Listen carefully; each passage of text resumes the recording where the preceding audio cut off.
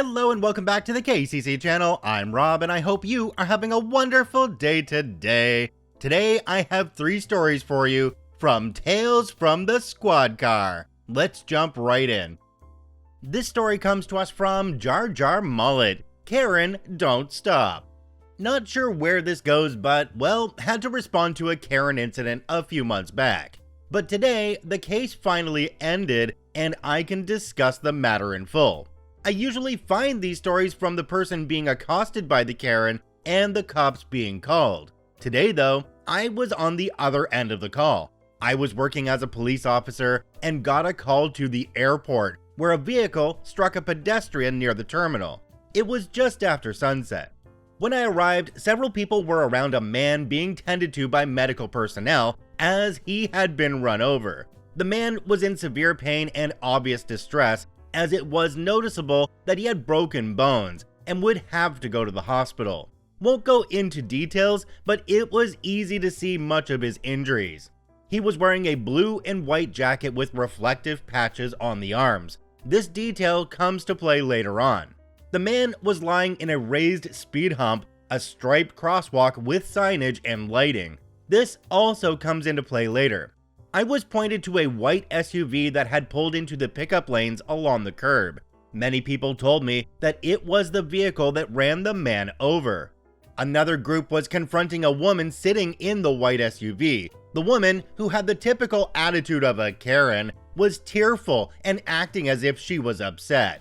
Still, during that time, I watched her load her passenger, greeting her friend with a hug and a smile. After I approached the woman and took her ID as she didn't have a license, after getting the ID, I ran the check on Karen for wants and warrants with a history check on her license.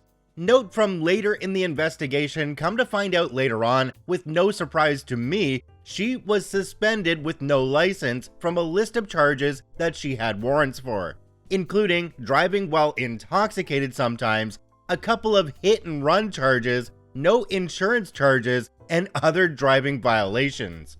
I discovered that illicit substance possession charges came from driving drunk and one of the hit and runs. So just an upstanding citizen from the start for this Karen. Back to the story. Karen, who was playing tearful, asked why I needed her license. I told her I would be writing tickets at least and concluding the traffic accident. At this time, I was unsure how much of a Karen I was dealing with, and still thought it was mostly an accident. Well, the tears disappeared and Karen came out, pulling out her phone and recording me, shouting that I was writing tickets and harassing an older woman for no reason, blah blah blah. When the crowd began to yell at her again, she turned away from me to them and argued. I approached the group and asked them to stop arguing as it wouldn't help her cause or cause more issues.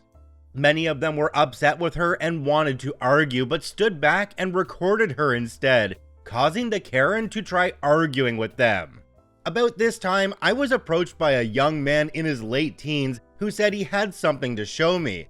Pulling out his phone to a video, he was waiting for his family to come in and happened to catch the man being run over. The video started with him recording the doors from the upper level of the garage. You see the man in his blue and white jacket begin across the road in the marked crosswalk with the indicator lights flashing and was about halfway across before Karen flew around the road and up the curb. She ran the man over without brake lights or slowing down before pulling into her current spot. Nothing was blocking her view and the man. I had the young man send me the video to my work email and write out a statement of what he saw. After seeing this, I realized that it was more than just a simple accident and noted I still didn't know about Karen's history. I changed tactics and approached her, giving her a notice of her constitutional rights, known as a Miranda warning, that everyone knows. They remain silent, have lawyers present, and don't have to make a statement, speech that is read when we ask about a crime. And they are not free to leave. Well, Karen does as Karen does and never shuts up. As it had been on, my body camera was running along with Karen still recording on her phone. So what happened today with you running over the man? I didn't run him over. He wasn't even on the road. I didn't see him, so he must be faking it. No, he got run over. and all the witnesses say you were the one to hit him. No, I didn't see him. I came here to pick up my friend, as she pointed to her passenger. Okay, what did you see if you didn't see him? I was looking for my friend on the curb to pick up and was texting her, asking her where she was. So the man who was hit wasn't standing in the crosswalk when you drove over it? No, he wasn't. I don't know where he came from. Like I said, officer, yeah, what's your name and badge number? Anyway, you're stopping me from leaving, and I want your badge number and name. Sergeant OP, and badge is 1234. Not my badge number, just for this story. Now, what happened to the front of your car? Holding her phone to my chest badge, repeats my name and badge number and asks, have you seen my history? You took my license and haven't returned it. You must see that I've never seen an officer not know what they're doing as much as you. You aren't doing your job. There must be real criminals to bother. But no, you harass older women picking up people at the airport. You must be really proud of yourself. Are you going to answer my question? I redirect her back to the questions. No, I don't have to. And I want a female officer. I don't trust you. You're trying to harass me as I am a woman and you are a man. As she didn't want to answer any further questions, I told her we would be leaving together shortly. I went to the crowd and asked if there were any other witnesses to the events. About a dozen hands went up and all started talking at once. I then asked whether any others had video footage. Now, while many hands went down, I still had a few. I was able to see the man being hit from many angles. With statements from the witnesses and the man being rushed to the hospital, I had the license returned, informing me of Karen's long list of problems and warrants. I had another few officers show up, including the only female on duty for my shift. We went back up to Karen, whose phone went back up. Why are there so many of you? You think you're going to intimidate me, huh? Well, I'll have all of your jobs then. Nope, you're under arrest. Pulling out my handcuffs, Karen started to scream and yell, and when we went to place her in the handcuffs, she pulled away and started fighting, pulling her arm away from us and screaming no over and over like a child. After the short struggle, she was placed in the patrol car's backseat to be taken to jail. Karen's passenger started arguing with officers that we needed not to arrest Karen and that we didn't know what we were doing. Having herself involved allowed officers to get her name. With no surprise, she had a warrant and got her pair of metal bracelets and a free trip downtown. With her SUV towed, it was found she had a dash camera. It was seized and searched with a warrant, and Karen was served with a copy in the jail. The on-scene incident concluded and the report was written about 5 months before court happened. The victim had to come to testify along with 6 of the witnesses. They all give the same story of how Karen just ran him over. The video footage showed the different views along with CCTV of the crosswalk, making it a well-rounded story. Through her court-appointed attorney, Karen tried to argue that she hadn't seen the man since he jumped in front of her car in dark clothes. Photos and videos proved that to be a lie.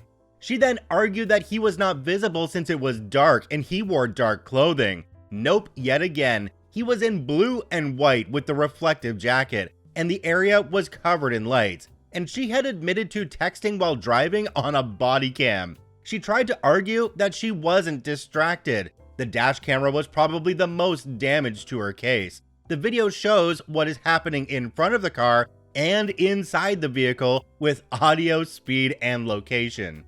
The video from the dash cam, it shows Karen on her phone the entire time, not looking up as she was going 45 miles per hour in a 15 mile per hour zone. It shows the victim already in the crosswalk. She hits the crosswalk hump and the man screams in pain. This finally got her attention and she said, "Oh, please, I didn't hit you that hard," as she pulls in to pick up her friend, calling her friend before saying, "Hey, hurry out here. I hit a guy who was acting all hurt, so we need to go." She continues the conversation before people start surrounding her vehicle and yelling at her. Needless to say, the judge wasn't pleased with Karen. Jail time of 24 months with the 5 months already served to count, plus ordered to pay for damages and fines. Karen was also in civil court as she had no insurance for the man's hospital bill. This was finally concluded with this story allowing me to publish.